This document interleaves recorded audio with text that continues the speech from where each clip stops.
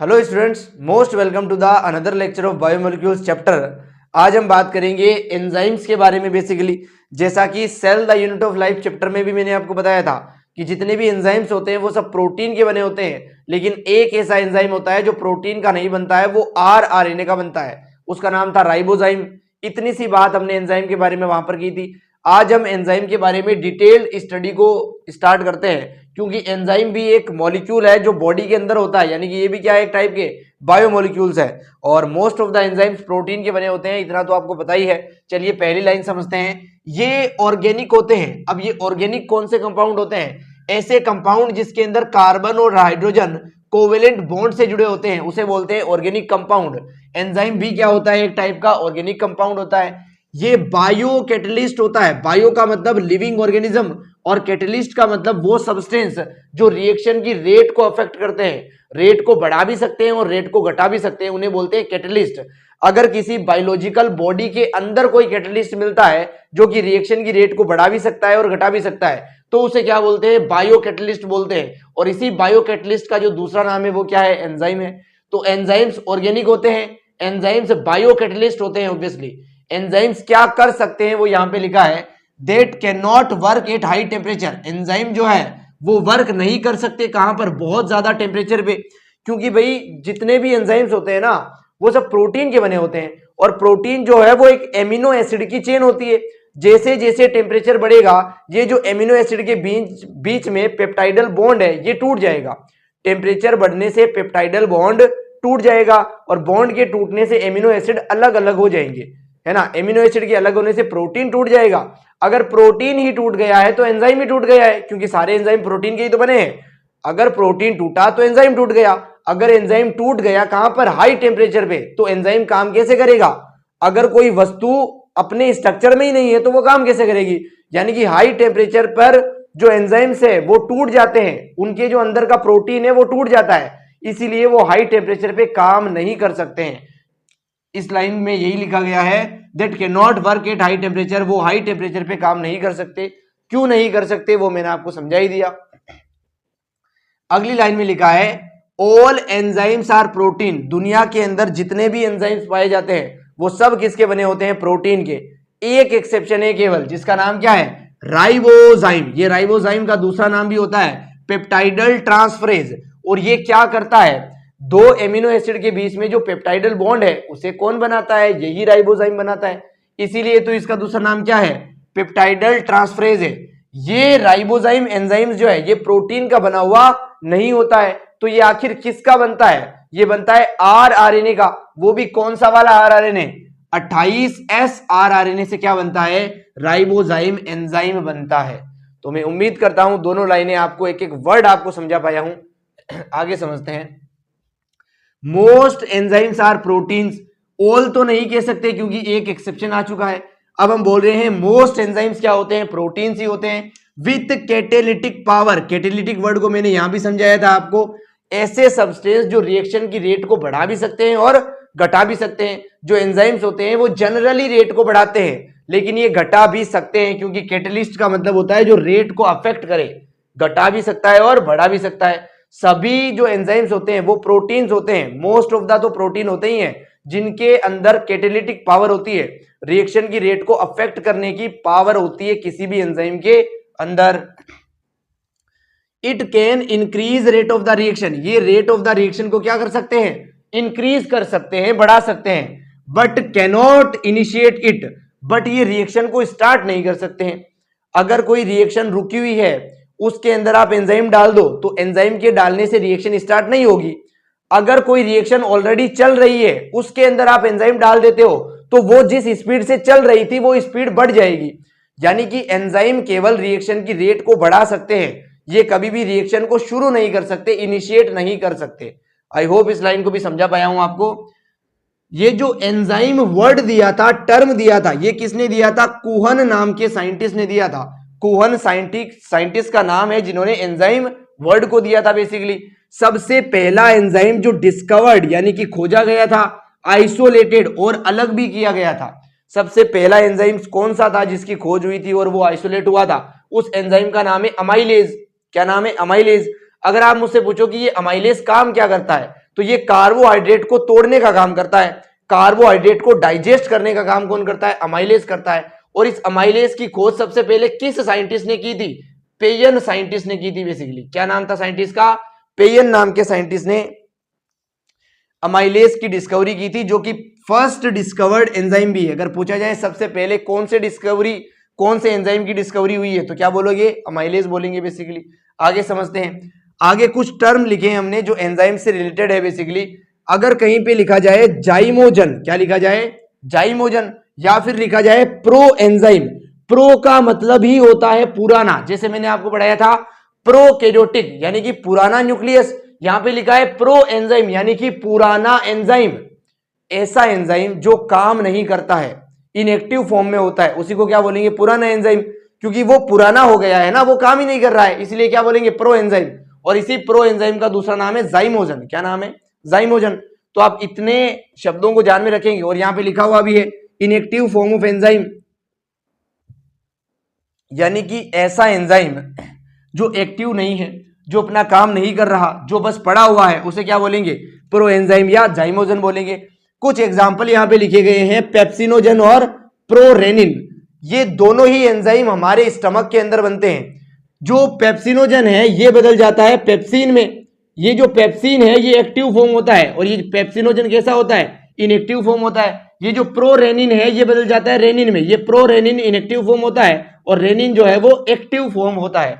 यानी कि पेप्सिनोजन और प्रोरेनिन दोनों ही इनएक्टिव फॉर्म है, इसलिए ये किसके एग्जाम्पल है? प्रो एंजाइम या जाइमोजन के एग्जाम्पल है। I hope it is clear. अगर आप मुझसे पूछो कि कोई एक्टिव एंजाइम के एग्जाम्पल बताओ, तो इससे क्या बनता है? पेप्सिन, और इससे क्या बनता है? रेनिन बनता है। तो ये दोनों एक्टिव एंजाइम के भी एग्जाम्पल हो चुके हैं आपके सामने। आगे कुछ वर्ड और लिखे गए हैं, जैसे लिखा गया है एक्सो एंजाइम। एक्सो का मतलब ही होता है बाहर, लेकिन किसके बाहर? किसी सेल के बाहर। Functional outside the cell. ये कहां पे काम करते हैं, कहां पे फंक्शन करते हैं? सेल के बाहर काम करते हैं। आगे लिखा गया है एंडो एंजाइम। एंडो का मतलब ही होता है अंदर। ऐसे एंजाइम होते हैं जो सेल के अंदर काम करते हैं। अब सेल के बाहर काम कौन करता है? जैसे आपको पता होगा हमारे अंदर जो डाइजेशन की प्रोसेस होती है वो एलिमेंट्री केनाल के अंदर होती है। एलिमेंट्री केनाल जो है वो कोई सेल नहीं है, वो एक पाइप है बेसिकली। उस पाइप के अंदर अगर डाइजेशन हो रहा है तो डाइजेस्टिव एंजाइम भी उसी पाइप के अंदर काम कर रहे हैं, यानी कि वो सेल से बाहर काम कर रहे हैं। इस पाइप के अंदर है लेकिन सेल से तो बाहर है। यानी कि जितने भी डाइजेस्टिव एंजाइम्स होते हैं वो क्या होते हैं? एक्सो एंजाइम्स होते हैं। सॉरी, जितने भी लाइसोजाइम के एंजाइम्स होते हैं। लाइसोजाइम किसमें मिलता है? हमारे आंसुओं के अंदर मिलता है, टीयर्स के अंदर मिलता है। ये जो लाइसोजाइम्स होते हैं ना, ये बैक्टीरिया को किल करने की पोटेंशियल रखते हैं, पावर रखते हैं अपने अंदर। यानी कि लाइसोजाइम एंजाइम्स किसे मारता है? बैक्टीरिया को मारता है। कहां पे मिलता है? आंसू के अंदर मिलता है। और ये किस टाइप का एंजाइम होता है? एक्सो एंजाइम होता है। यानी कि आंसू से अगर निकल रहा है तो वो सेल के तो बाहर ही है ना, एक्चुअली में बॉडी से ही बाहर निकल गया है तो सेल से तो बाहर ही है, यानी कि सेल के बाहर ही अपना काम कर सकता है लाइसोजाइम भी। तो डाइजेस्टिव एंजाइम और लाइसोजाइम दोनों क्या है? एक्सो एंजाइम के टाइप है बेसिकली। एंडो एंजाइम अगर आप मुझसे पूछो तो सेल के अंदर होती है रेस्पिरेशन की प्रोसेस। ग्लूकोज जो है वो टूटता है पायरुविक एसिड में, इसको बोलते हैं ग्लाइकोलाइसिस। ग्लाइको का मतलब ही होता है ग्लूकोज और लाइसिस का मतलब होता है टूटना। यहाँ पे ग्लूकोज टूटता है, ये भी सेल के अंदर होता है। और जो ये पायरुविक एसिड बना है इसको वापस तोड़ा जाता है और CO2 को बाहर निकाला जाता है। इस साइकिल का नाम होता है क्रेब्स साइकिल। ये दोनों ही प्रोसेस सेल के अंदर होती है। जो ग्लाइकोलाइसिस है ये साइटोप्लाज्म में होती है, और ये जो क्रेब्स साइकिल है ये माइटोकॉन्ड्रिया के मैट्रिक्स में होता है। यानी कि होते तो दोनों ही सेल के अंदर है ना। इसलिए ये कौन से टाइप के एंजाइम्स हो जाएंगे? एंडो एंजाइम्स हो जाएंगे बेसिकली। तो मैं उम्मीद करता हूं इतना भी समझ में आ गया होगा आपको। आगे लिखा गया है आइसो एंजाइम्स। देखो आइसो वर्ड का मतलब होता है सेम। ऐसे एंजाइम्स जो एक ही ऑर्गेनिज्म की बॉडी में बहुत तरीकों से मिलते हैं लेकिन होते सेम ही हैं। बहुत तरीकों से मिलने का मतलब है बहुत सारी फॉर्म्स मिलती है जो अलग अलग रिएक्शन को कंडक्ट करती है, लेकिन एक्चुअली में उनका जो मॉलिक्यूलर कॉम्पोजिशन होता है, केमिकल कॉम्पोजिशन होता है, वो बिल्कुल ही क्या होता है? सेम होता है। उन्हें बोला जाता है iso enzymes. Multiple form of enzyme in A same organism.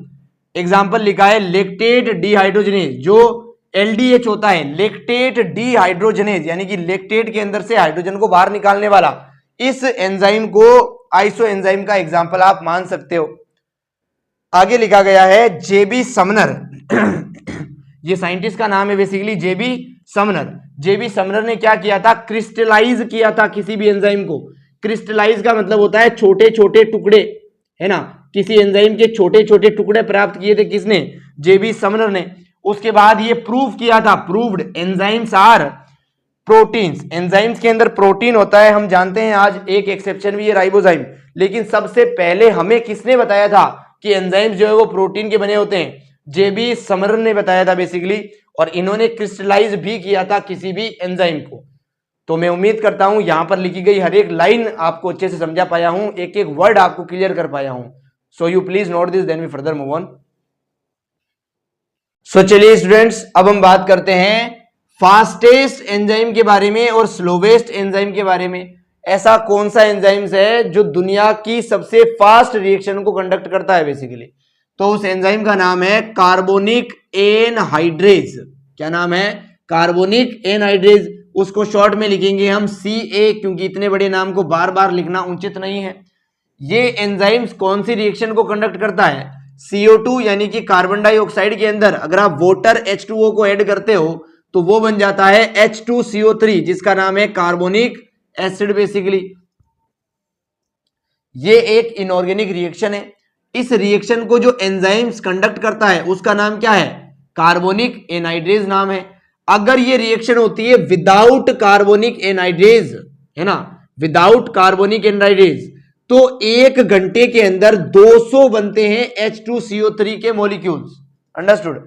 अगर ये रिएक्शन बिना एंजाइम्स के हो रही है तो 1 घंटे के अंदर 200 मॉलिक्यूल बनेंगे किसके, कार्बोनिक एसिड के। अगर इस रिएक्शन को आप कराते हो इस कार्बोनिक एनहाइड्रेज एंजाइम्स के साथ, तो एक ही सेकंड में 6 लाख मॉलिक्यूल बन जाएंगे कार्बोनिक एसिड के। क्या आप समझ पा रहे हो इस एंजाइम्स की पावर कितनी है? जहां पे पहले 1 घंटे में केवल 200 अणु ही बन रहे थे, 200 मॉलिक्यूल ही बन रहे थे, वहां पर एक ही सेकंड में कितने, 6 लाख मॉलिक्यूल बन गए किसके, H2CO3 के। क्या आपको समझ में आ रहा है कि एंजाइम्स के आते ही रिएक्शन की जो स्पीड है वो हाईएस्ट लेवल पे जा चुकी है, इसलिए इसको क्या बोला जाता है, फास्टेस्ट एंजाइम बोला जाता है। ये पूरी बायोलॉजी का सबसे फास्ट रिएक्शन करने वाला एंजाइम है कार्बोनिक एनहाइड्रेज, जो इस रिएक्शन को कंडक्ट करता है। और जब नहीं होता तो इतने मॉलिक्यूल बनते हैं, और जब होता है तो इतने मॉलिक्यूल बनते हैं। क्या आपको लग रहा है कि यहाँ पे रिएक्शन की जो रेट है वो बहुत ज्यादा बढ़ गई? कितनी बढ़ गई है ध्यान से देखना, rate of reaction increase by 10 million times. 10 million को आप 1 करोड़ भी लिख सकते हो। 1 करोड़ गुना, 1 करोड़ टाइम्स रेट जो है इस रिएक्शन की बढ़ चुकी है इस एंजाइम्स की वजह से। तो ये है दुनिया का फास्टेस्ट एंजाइम। अब हम बात करते हैं दुनिया के स्लोवेस्ट एंजाइम की भी, है ना। इसका मेंशन एनसीईआरटी में है लेकिन इसका नहीं है। लेकिन अगर हम फास्टेस्ट की बात कर ही रहे हैं तो क्यों ना एक लाइन स्लोवेस्ट एंजाइम के बारे में भी पढ़ ली जाए, है ना। तो दुनिया का सबसे जो स्लो चलने वाला एंजाइम्स है उसका नाम है लाइसोजाइम बेसिकली। ये टीयर के अंदर होता है, हमारे आंसुओं के अंदर, अभी भी बात की थी हमने। इसकी जो रेट है वो होती है 13 मॉलिक्यूल पर मिनट। 1 मिनट के अंदर केवल ये 13 मॉलिक्यूल बना सकता है, इतना स्लो है बेसिकली, है ना। तो केवल 13 मॉलिक्यूल बनाएगा 1 मिनट के अंदर, इसलिए ये सबसे स्लोवेस्ट है। और ये जो है 6 लाख मॉलिक्यूल बना देगा केवल 1 ही सेकंड में, इसलिए ये फास्टेस्ट एंजाइम है। तो you please note this, then we further move on. So चलिए स्टूडेंट्स, अब मैं आपको समझाता हूं एंजाइम्स की कुछ प्रॉपर्टीज के बारे में। ये टॉपिक काफी इंपॉर्टेंट है, बहुत ध्यान से सुनिएगा। कुछ प्रॉपर्टीज हमने यहाँ पे लिख रखी है जो मैं आपके सामने एक्सप्लेन करता हूं। सबसे पहली प्रॉपर्टी में हमने लिखा है मोस्ट आर, जितने भी एंजाइम्स होते हैं उसमें से ज्यादातर ग्लोब्यूलर होते हैं, यानी कि गोल गोल स्ट्रक्चर से बने होते हैं। कोलोइडल प्रोटीन्स होते हैं, प्रोटीन्स होते हैं, ये तो आपको पता ही है। लेकिन एक एक्सेप्शन होता है, कौन सा, राइबोजाइम। आखिर राइबोजाइम प्रोटीन का नहीं बनता तो किसका बनता है, ये 28S RNA का बनता है। ये पहले भी पढ़ा चुका हूं आपको, ये लाइन तो बिल्कुल ही समझ में आ गई होगी। ग्लोबुलर कोलाइडल प्रोटीन्स होते हैं सारे एंजाइम्स, लेकिन एक एक्सेप्शन है राइबोजाइम का। ये जो है 3D स्ट्रक्चर होता है। जब मैंने आपको प्रोटीन की कैटेगरी पढ़ाई थी तो वहां पे प्राइमरी, सेकेंडरी, टर्शरी सब पढ़ाए थे, और वहां पे पढ़ाए थे कि जो टर्शरी प्रोटीन होते हैं उनकी 3D स्ट्रक्चर होती है। तो ये प्रोटीन्स एंजाइम्स एंजाइम्स के अंदर ऐसा प्रोटीन होता है जो टर्शियरी टाइप का होता है और उसकी स्ट्रक्चर कैसी होती है, 3D होती है बेसिकली। किसी एंजाइम का जो स्ट्रक्चर है आप कुछ ऐसे ड्रॉ कर सकते हो, इसके अंदर कुछ ऐसी स्पेसिफिक साइट्स होती है जहां पे जुड़ता है सबस्ट्रेट। क्या जुड़ता है, सबस्ट्रेट। यानी कि एंजाइम क्या करता है, किसी भी रिएक्शन को कंडक्ट करता है ना, जैसे ये कोई रिएक्टेंट है, ये किस में बदल रहा है, प्रोडक्ट में, तो यहां पर हम क्या लिखेंगे, एंजाइम लिखेंगे। ये जो रिएक्टेंट है इसी को कभी कभी क्या बोलते हैं, सबस्ट्रेट बोलते हैं बेसिकली। अगर इस एंजाइम के साथ सबस्ट्रेट जुड़ेगा तभी वो क्या बनाएगा, प्रोडक्ट बनाएगा, अन्यथा वो प्रोडक्ट नहीं बनाएगा। यानी कि एंजाइम्स के पास ऐसी कुछ स्पेसिफिक साइट होनी चाहिए, जगह होनी चाहिए जहां पे सबस्ट्रेट जुड़े और वो प्रोडक्ट में बदल सके। उस जगह को बोलते हैं एक्टिव साइट। क्या बोलते हैं, एक्टिव साइट। जहां पर एंजाइम की ऐसी जगह जहां पर सबस्ट्रेट जुड़ता है और वो प्रोडक्ट में बदल जाता है, उस जगह को क्या बोलते हैं, एक्टिव साइट बोलते हैं। किसी एंजाइम के अंदर एक भी एक्टिव साइट हो सकती है और एक से ज्यादा भी एक्टिव साइट हो सकती है ना, जहां से सबस्ट्रेट बाइंड होता है। बाइंड का मतलब जुड़ना बेसिकली। तो ये पहली प्रॉपर्टी है एंजाइम्स की, क्या है, वो किसके बने होते हैं और उसके अंदर कितनी एक्टिव साइट हो सकती है। तो ये पहली प्रॉपर्टी हुई। दूसरी प्रॉपर्टी है कि एंजाइम, इस ई का मतलब क्या है बेसिकली, ई का मतलब है एंजाइम, एस का मतलब है बेसिकली सबस्ट्रेट। जब कोई भी एंजाइम सबस्ट्रेट के साथ जुड़ता है, जैसे यहां पे जोड़ के दिखाया, तो जो स्ट्रक्चर बनता है जुड़ने के बाद उसे बोलते हैं एंजाइम सबस्ट्रेट कॉम्प्लेक्स। क्या बोलते हैं, एंजाइम सबस्ट्रेट कॉम्प्लेक्स। ये जो सबस्ट्रेट है एंजाइम से जुड़ने के बाद प्रोडक्ट में बदल जाएगा, तो ये क्या बना लेगा, एंजाइम प्रोडक्ट कॉम्प्लेक्स। क्या बना लेगा, एंजाइम प्रोडक्ट कॉम्प्लेक्स। पहले बनाता एंजाइम सबस्ट्रेट कॉम्प्लेक्स, बाद में क्या बन गया, एंजाइम प्रोडक्ट कॉम्प्लेक्स। अब ये जो प्रोडक्ट है और ये एंजाइम है, ये दोनों अलग अलग हो जाएंगे वापस। यानी कि एंजाइम ने सब्सटेंस को किस में बदल दिया, प्रोडक्ट में, और ये एंजाइम जो है वापस इस रिएक्शन में यूज हो सकता है। एंजाइम ने एक बार रिएक्शन करवा दी है, लेकिन रिएक्शन करवाने के बाद एंजाइम फिर से उस रिएक्शन को करवाएगा। यानी कि एंजाइम के अंदर कोई भी बदलाव नहीं होता है रिएक्शन के दौरान, इसलिए यहां पे लिखा है अनचेंज्ड इन रिएक्शन। एंजाइम ने कितनी रिएक्शन करवा दी है इसका पता नहीं चलेगा, क्योंकि एंजाइम वैसा का वैसा ही रहता है, इसमें कोई भी चेंज नहीं होता है। रीयूजेबल, इसको वापस से भी यूज किया जा सकता है, जैसे कि मैंने बताया एक बार रिएक्शन करवा दी तो फिर से कर सकते हैं, रीयूजेबल है। मिनिमम अमाउंट इज रिक्वायर्ड, क्योंकि एक ही एंजाइम बार बार रिएक्शन को करवा सकता है, इसलिए एंजाइम की बहुत ही कम अमाउंट हमें रिक्वायर्ड होती है।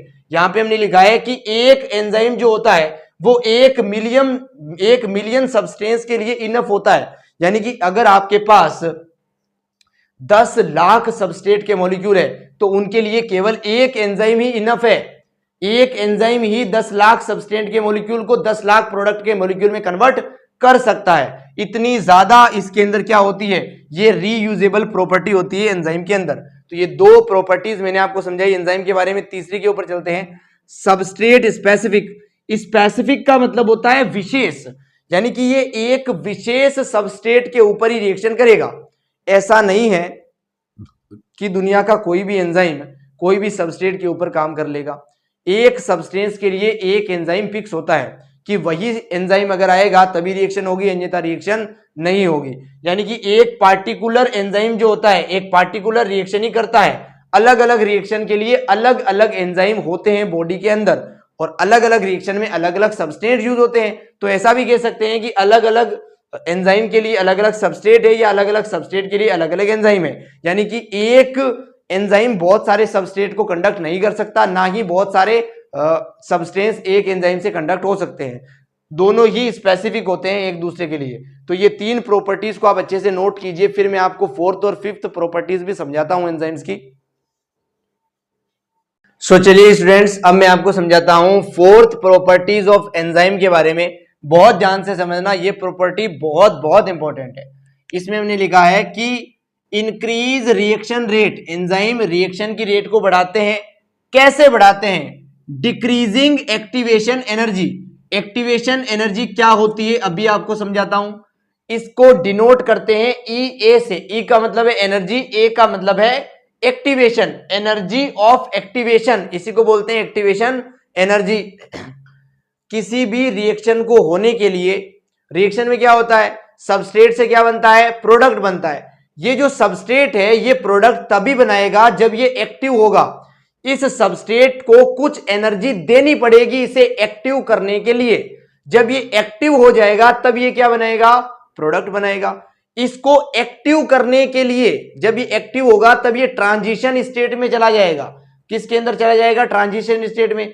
इस सबस्टेंस को एक्टिव करने के लिए, ट्रांजिशन स्टेट में भेजने के लिए जितनी एनर्जी दोगे ना उसी को क्या बोलते हैं, एक्टिवेशन एनर्जी। नाम से ही समझ में आ रहा है, किसी सबस्टेंस को एक्टिव करने के लिए जितनी एनर्जी दोगे वही क्या है, एक्टिवेशन एनर्जी है। बेसिकली हमने दो ग्राफ बनाए हैं जिसमें यह दिखाया जाएगा कि एक्टिवेशन एनर्जी कैसे कम हो रही है एंजाइम की वजह से। जैसे पहला ग्राफ है एक्सोथर्मिक रिएक्शन के बारे में। एक्सो का मतलब होता है बाहर और थर्म का मतलब होता है टेम्परेचर या एनर्जी। ऐसी रिएक्शन जिसमें एनर्जी बाहर निकलेगी। अगर सबस्टेंस से एनर्जी बाहर निकलेगी तब प्रोडक्ट बनेगा। तो क्या सबस्टेंस की एनर्जी बाहर निकली है तब प्रोडक्ट बना है? इसका मतलब सबस्टेंस के अंदर एनर्जी ज्यादा थी, जब वो बाहर निकल गई तो क्या बन गया, प्रोडक्ट। यानी कि सबस्टेंस की जो पोटेंशियल एनर्जी है वो ज्यादा होगी और प्रोडक्ट की जो एनर्जी है वो क्या होगी, कम होगी। देखो इधर हमने बनाई है पोटेंशियल एनर्जी, इधर बना रहे हैं प्रोग्रेस ऑफ द रिएक्शन के बीच में ग्राफ। अगर सबस्टेंस प्रोडक्ट से ऊपर है यानी कि सबस्टेंस की एनर्जी ज्यादा थी, जब प्रोडक्ट बना तो एनर्जी बाहर निकली होगी। ऐसी रिएक्शन जिसमें एनर्जी बाहर निकलती है उसी को क्या बोलते हैं, एक्सोथर्मिक। यहां पर जस्ट उल्टा है, सबस्टेंस नीचे और प्रोडक्ट ऊपर है। प्रोडक्ट ऊपर है इसका मतलब प्रोडक्ट में एनर्जी ज्यादा है। ज्यादा कहां से आई होगी, बाहर से आई होगी, यानी कि रिएक्शन में एनर्जी बाहर से आई होगी। आई है यानी कि एंडो, एंडो का मतलब अंदर, थर्मिक का मतलब एनर्जी। इस रिएक्शन के अंदर एनर्जी गई है ना। यानी कि जब सबस्टेंस से प्रोडक्ट बना तो एनर्जी बाहर से इनटेक हुई है ऑब्वियसली। दोनों ही सबस्टेंस को प्रोडक्ट में बदलने के लिए पहले कहां पे जाना पड़ेगा, ट्रांजिशन स्टेट में जाना पड़ेगा। ये एक्टिव फॉर्म होती है बेसिकली। यहां पर सबस्टेंस पहुंचने के बाद वो कैसा हो जाता है, एक्टिव हो जाता है और अब ये क्या बना देगा, प्रोडक्ट बना देगा। यानी कि सबस्टेंस के एनर्जी लेवल से लेकर ट्रांजिशन स्टेट तक के एनर्जी लेवल के बीच में जो एनर्जी का डिफरेंस है उसी को क्या बोलते हैं, एक्टिवेशन एनर्जी बोलते हैं, ये बोलते हैं।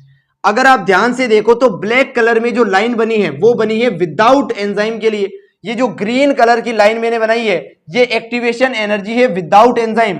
विदाउट एंजाइम यहां पे इतनी एक्टिवेशन एनर्जी थी ग्रीन लाइन के बराबर, और यहां पर भी ग्रीन लाइन के बराबर एक्टिवेशन एनर्जी थी विदाउट एंजाइम। जब आपने दोनों रिएक्शन के अंदर एंजाइम डाल दिया यानी कि विथ एंजाइम, तो आप ध्यान से देखो दोनों ग्राफ के अंदर ट्रांजिशन स्टेट जो है वो नीचे शिफ्ट हो गई है। ये जो गोला है ये नीचे शिफ्ट हो गया, ट्रांजिशन स्टेट नीचे शिफ्ट हो गई। यानी कि सबस्टेंस के लेवल से लेकर ट्रांजिशन स्टेट के बीच की जो एनर्जी थी क्या वो कम हो गई।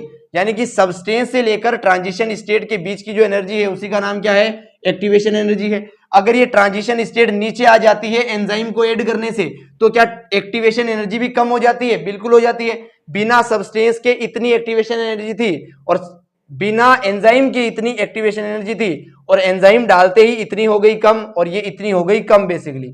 तो मैं उम्मीद करता हूं एक्सोथर्मिक रिएक्शन के लिए और एंडोथर्मिक रिएक्शन के लिए potential energy versus progress of reaction के ग्राफ को एक्सप्लेन कर पाया हूं और कैसे एक्टिवेशन एनर्जी के डिक्रीज होने से एंजाइम जो है वो रेट को बढ़ा देता है, रिएक्शन की रेट को बढ़ा देता है, इसको भी समझा पाया हूं। तो ये फोर्थ प्रॉपर्टी है किसी भी एंजाइम की। So you please note this then we further move on. चलिए स्टूडेंट्स अब मैं आपको पांचवी प्रॉपर्टी समझाता हूं किसी भी एंजाइम की। यहां पे लिखा गया है इंटरमीडिएट अनस्टेबल स्टेज। हम जानते हैं कि जब एंजाइम रिएक्शन करवाता है तो यहाँ पे ट्रांजिशन स्टेट बनती है, ये एक इंटरमीडिएट स्टेज है। इंटरमीडिएट का मतलब बीच में आती है, सबस्टेंस और प्रोडक्ट के बीच में क्या आती है, ट्रांजिशन स्टेट। तो वो कौन सी है, इंटरमीडिएट है। वो अनस्टेबल भी है, बहुत ज्यादा अनस्टेबल है, तभी तो वो हाथों हाथ प्रोडक्ट में बदलती है। एंजाइम सबस्ट्रेट कॉम्प्लेक्स भी वहां पे बनता है जिसको हमने ES सिंबल से डिनोट किया था रिएक्शन के अंदर। तो ये है पांचवी प्रॉपर्टी एंजाइम की जो काफी सिंपल है, ऑलरेडी एक्सप्लेन हो चुकी है आपके सामने।